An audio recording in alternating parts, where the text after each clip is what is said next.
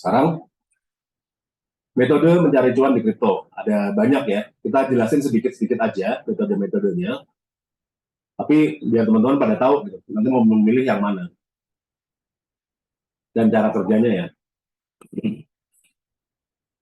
Ini yang tadi sudah dibahas.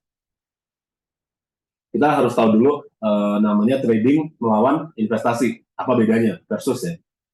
Sebenarnya dua-duanya bisa dilakukan dan sebenarnya definisinya juga agak-agak overlap gitu. Tapi kita harus mindful banget dalam perencanaan ya. Seberapa besar yang dipakai untuk investasi, seberapa besar yang dipakai dalam trading.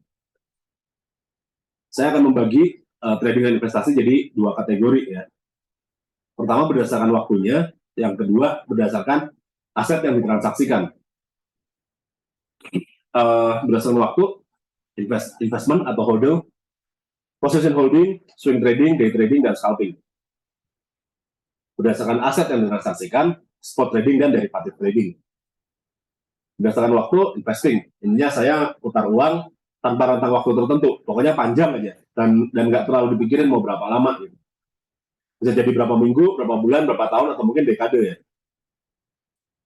Contoh, saya beli rumah investasi nih buat dijual 10 tahun kemudian, atau beli saham di hold 10 tahun, atau beli kripto di hold berapa tahun kan, kayak gitu. Itu contoh investasi ya. Kalau kita investasi kripto di tahun 2019, kalau kita take profit di pucuk di tahun 2021 tengah-tengah, itu kita profitnya berapa tuh? Hampir 2000% ya, hampir 20 kali lipat. Karakteristik dari investasi adalah, ya ini mode yang paling santai sebenarnya, tapi memang paling perlu kesabaran, karena ini lama banget gitu.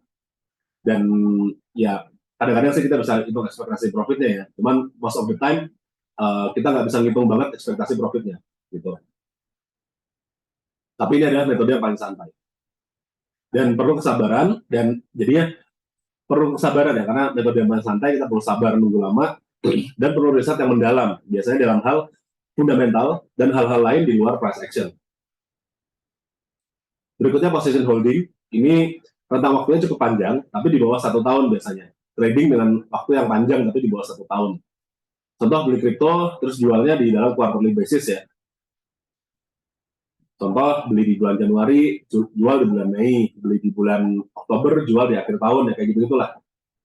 Dan ini yang biasanya dilakukan oleh fund manager di berbagai bidang. Dan ini sebenarnya daripada fundamental, perlu pengetahuan mengenai makroekonomi biasanya. Kebijakan fiskal, kebijakan moneter, dan mungkin seasonality ya istilahnya ya. Itu kita perlu pengetahuan mengenai itu. Gitu. Tapi pengetahuan fundamentalnya lebih sedikit dibandingkan dengan investasi. Mungkin lebih ada sedikit pengetahuan mengenai price action atau technical analysis. Berikutnya swing trading atau hold posisinya dari berapa hari sampai berapa minggu, gitu. Contoh saya beli Bitcoin di hari Senin, Bitcoinnya dijual di Senin depan, gitu. Dengan begini, ini contoh 2 minggu nih ceritanya nih, dia yang digambar nih, itu profitnya 25%. Karakteristiknya memerlukan kesabaran dan pengetahuan yang tinggi tentang price action atau technical analysis. Biasanya kalau mau pakai duit beneran ya, duit beneran, swing trading ini cocok untuk yang bukan full time trader. Sarana belajar dulu sambil kerja nih. Jadi sambil kerja tiap seminggu sekali kita analisa pasar, kita masuk, nanti kita lihat di pas mendekati weekend atau tengah-tengah minggu gitu. Kayak gitu, lebih cocok sebagai swing trader ya. Nah, intermezzo, 3 metode tadi itu digunakan oleh beberapa entitas yang ada di dunia gitu. Pokoknya investasi, position holding, swing trading itu yang biasanya digunakan oleh institusi besar. Pokoknya individu bermodal besar. Kenapa? Karena kalau mereka main singkat, main kecil, itu biasanya kemakan sama fee aja gitu. Atau pergerakan harganya terlalu volatile sehingga duit mereka akan habis duluan. Jadi kalau saya punya uang $1 juta, saya punya uang $1 juta, terus 1 jutanya saya beliin Bitcoin sekarang, biasanya harganya nggak akan optimal, nggak akan semuanya beli di harga yang sama gitu. Saya beli Bitcoin di 30.000, saya nggak akan dapat 30.000 satu Bitcoinnya gitu. Pasti ada yang 31.000, ada yang 32.000, karena fluktuasi harga. Saya beli, terus saya jual 5 menit kemudian, saya jual di hari yang sama. Misalkan di hari ini harga Bitcoin dari 30.000 naik ke 35.000. Saya jual nih tadi 1 juta dolarnya. Nggak mungkin kemungkinan besar saya nggak akan untung. Karena 35 ribunya itu ada yang nggak terpenuhi. Ada yang kejualnya di 34.000, ada yang kejual di 33.000. Sehingga dari yang tadi belinya harganya nggak optimal, jualnya harganya nggak optimal, ya akhirnya cuma break even malah rugi karena kemakan sama fee transaksi biasanya. Gitu. Kalau misalkan kita yang mau invest dan position holding, yang mending nunggu agak lama gitu. Bitcoin harganya sekarang 30.000, mungkin nanti 50.000 di 6 bulan lagi. Ya udah tunggu aja 6 bulan lagi. Walaupun cuma nggak nyampe 100% ya, dari 30.000 ke 50.000 cuma berapa? 60%an kan kalau nggak salah, 66%. Tapi duit saya 1 juta dolar, ya bodo amat dapat 600.000 kan, lumayan. Gitu. Ini individu bermodal besar, hedge fund dan segala macam biasanya melakukan tradingnya seperti ini. Kalau yang retail ya dari trading sama scalping jadinya. Ini yang saya bahas, day trading. Pokoknya trading dengan rentang hold posisi beberapa jam yang biasanya dilakukan di hari yang sama. Maksimal ya 2-3 hari lah. Contoh, saya beli Bitcoin jam 7 pagi, dijual nanti jam 10 malam atau 10 pagi gitu. Ini biasanya kalau misalkan teman-teman lihat channel saya, ini biasanya saya day trading di sini. Ini ada sinyal, ada setupnya. Biasanya itu dilakukan tutup posisi di hari yang sama atau mungkin besoknya lah, besok pagi. Gitu. Kalau buka posisi di sore hari, mungkin dini hari besoknya saya lakukan gitu, close posisi. Karakteristiknya ini sangat-sangat dominan menggunakan technical analysis, perlu manajemen yang tepat dan mental yang terjaga, dan conviction atau keyakinan ya, konsistensi untuk menjadi day trader. Dan karena biasanya pergerakan harian itu kecil, kita menggunakan yang namanya leverage atau derivatif untuk day trading ya. Lebih barbar lagi, namanya scalping, hit and run. Benar-benar nahan posisinya bentar banget. Biasanya skalanya detik, menit, ya maksimal 1-2 jam deh. Contoh, beli Bitcoin jam 7 pagi, dijual jam 7.15. Ini ya paling profitnya 0,91%, 0, berapa persen gitu. 1 jam, 2 jam. Karakteristiknya, pokoknya memanfaatkan volatility, mungkin menggunakan price action pun dominan, tapi lebih dominan ke arah volatility banget ya. Dan resikonya paling besar, beban mental juga paling berat ya. Cuman kalau misalkan kita belum pakai duit ya, belum pakai duit beneran, atau pakai uangnya sedikit, ini scalping ini bisa jadi sarana untuk latihan price action atau technical analysis. Kenapa? Karena dengan repetisi yang banyak, karena kan kalau technical analysis, harga itu bergerak mungkin skalanya bisa bulanan atau mingguan gitu. Kalau scalping, kita tahu analisa kita benar atau salah itu cukup cepat. Jadi kita benar-benar bisa tahu salahnya di mana gitu. Repetition is king karena kita ngulang-ulang terus-terus lama-lama jadi jago gitu dalam analisis gitu. Habis tadi kan waktu ya, berdasarkan waktu ya. Sekarang berdasarkan aset yang diperdagangkan. Nah, ada dua ya. Yang pertama spot trading atau memperdagangkan aset yang dimiliki di pasar atau bursa tanpa leverage. Ya, ini benar-benar jual beli biasa aja gitu, spot trading itu. Saham itu termasuk spot trading. Beli kripto di yang exchange yang ada di Indonesia itu termasuk spot trading. Komoditas seperti emas batangan, perak atau segala macam itu termasuk spot trading juga. Ini ilustrasinya. Harga saham hari ini misalkan ada 1.000 dolar, 1.000 rupiah per lembar. Saya beli 10 lot gitu. 10 lot, jadi saya dapat 1 juta gitu, 1 juta rupiah. Sebelum fee ya, jadi saya bayar 1 juta rupiah. Minggu depan harga saham naik jadi 1.100, naik 10%. Saya jual.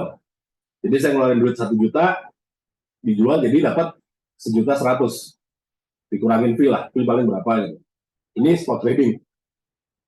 Spot trading ya. Nah, aset yang dijual ya, aset yang udah kita miliki aja, beli 10 lot dan sejualnya 10 lot. Gitu. Beda dengan derivatif, ini kalau teman-teman yang udah pada ikut kelas trading atau udah lama-lama di kripto ya, tahu ya, Binance Future, Bybit, apalagi, BitGet, SnapX, segala macam lah, Twitter, segala macam. Intinya kita jual beli kontrak dari perbedaan harga. Kita bisa menggunakan leverage. Nah, buat Ini buat teman-teman yang belum paham banget leverage, kita ulangin lagi ya. Dan tambahan, forex itu termasuk di derivatif. Forex yang biasa kita mainin pakai MT4, pakai broker, MetaTrader itu derivatif ya.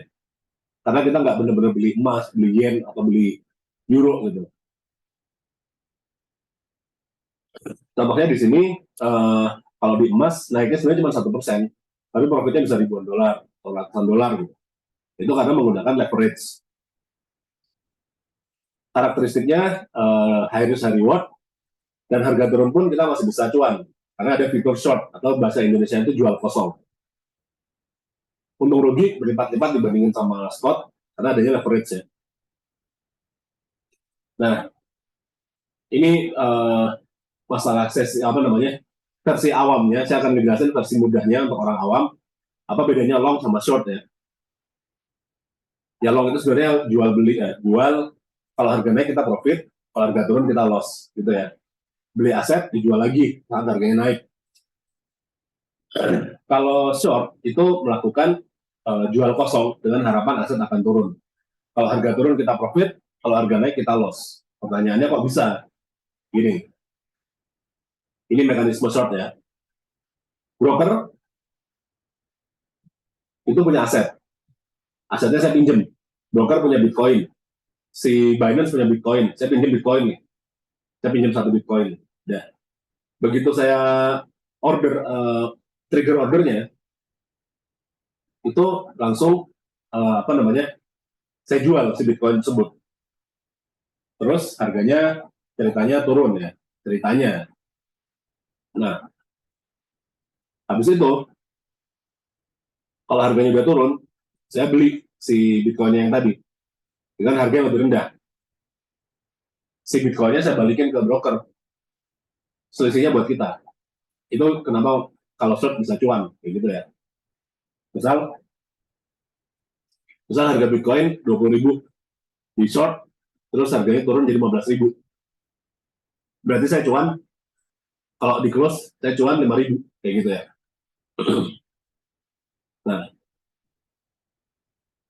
Nah, sekarang ada pengenalan lagi namanya leverage. Intinya kita melakukan transaksi jual beli aset seolah-olah uang kita juga berkali-kali lipat. Dengan cara kita ya dalam tanda kutip meminjam dari broker ya. Dan konsep leverage ini mengalihkan resiko dan reward. Ilustrasinya nih, dana trading saya 1.000, harga satu kripto 1.000. Saya melakukan long atau beli dengan leverage 10 kali. Maka kalau harga naik 100 atau 10%, profit saya 10% dikali 10 kali lipat, profitnya 100% gitu.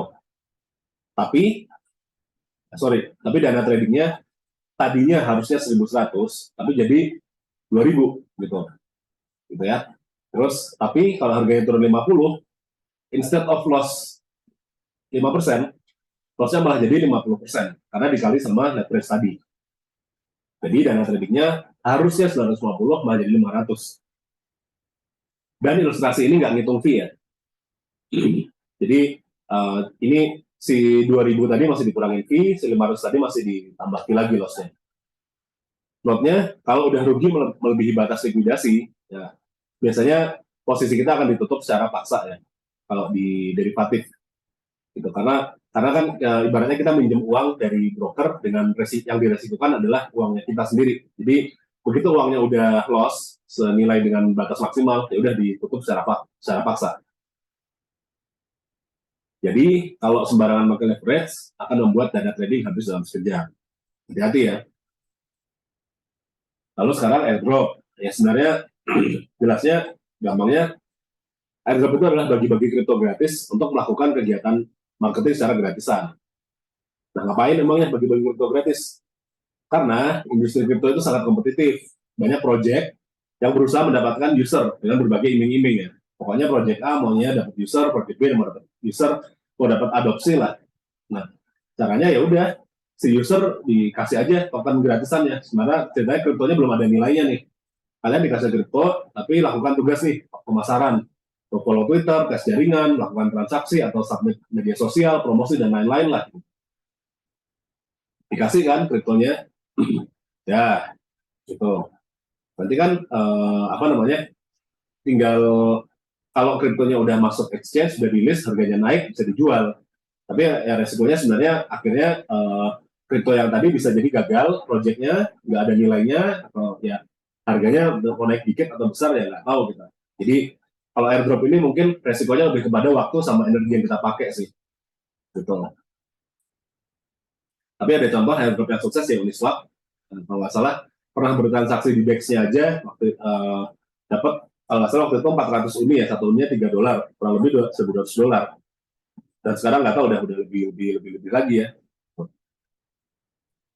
Terus ada sistem earn itu sebenarnya sistem seperti tabungan atau deposito yang ditawarkan oleh beberapa exchange. Jadi ya kita simpan atau kunci aset kita, lalu nanti akan dapat bonus atau interest.